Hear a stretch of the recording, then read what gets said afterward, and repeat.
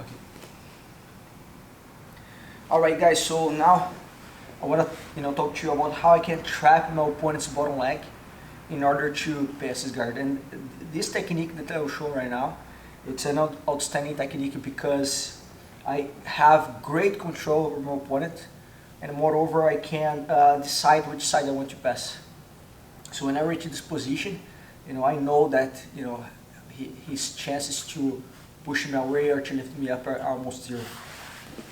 So right now we work at situations with my hip flat, when I turn, when I have to switch my hooks.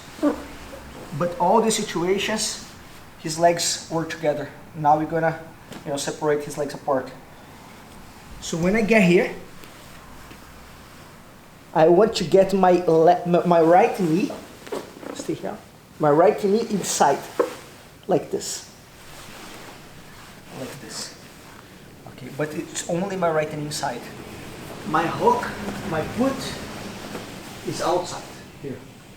So I don't want to have my foot inside his legs.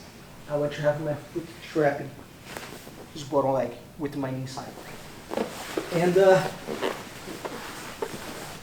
I can reach this position by like lifting my hip and dig my inside. That's an option.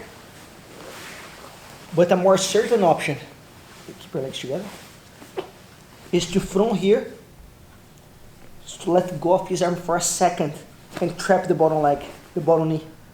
So now if he tries to bring his knee towards his chest, he can't watch. And I can slide my knee inside. And now I can control his arm again. Once again. So watch me here. I'm heavy. It's important for me to keep my head covering his shoulder and head. So as I block his knee, I lift my knee a little bit. And I get my knee inside. And I control his arm again. When I reach this position, and look guys, I'm not here. I have to keep my hip in an angle. My knee facing outside. So now when he tries to lift me up or to push me away, it's even harder for him. Okay, because he cannot move with his hips.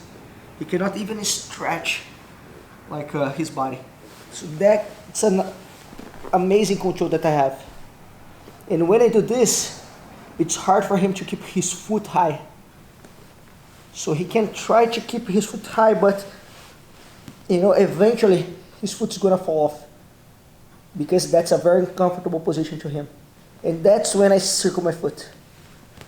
And now, once I circle his foot, watch the position of my legs, like this. And he has, like no much ways to defend my attack now. I can come to my left side, like this. But this control is so good that when I reach this position, I can also pass to this side. So if I raise my hip a little bit, I can cut my knee through and come to the side control right here. So this position, I consider this position, a little more advanced than the others. However, the control that we have is different. It's very, very good. The risky of getting our inside is to lose our balance in that transition. Like if you let's turn to the side for a second. If I decided to get my inside without using my arm and I lose my balance a little bit, it can lift me up and escape. So I'm here. I'm trying to get my inside, lift me up. I have to like reset my base and pressure. So there's a risk there.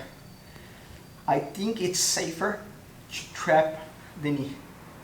Alright, because when I trap the knee, I can put more pressure forward, so I can get heavier, and then I can put more power, more energy on my leg, and get my leg inside.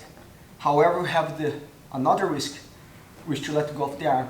So try to let go of the arm for a second, like try to let go of the arm, trap the knee, and go back there like quickly.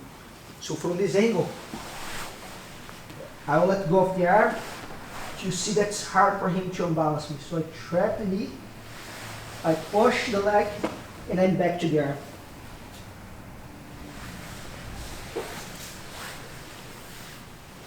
Other side. So I'm in here. So watch this. I trap the knee, and when I trap the knee, I lean forward, and I go back to the arm. So I stay tight, and now I can eventually circle my foot and pass either to my right side or to my left side. So it's an amazing control that we have on the folder pass when we trap the bottom leg.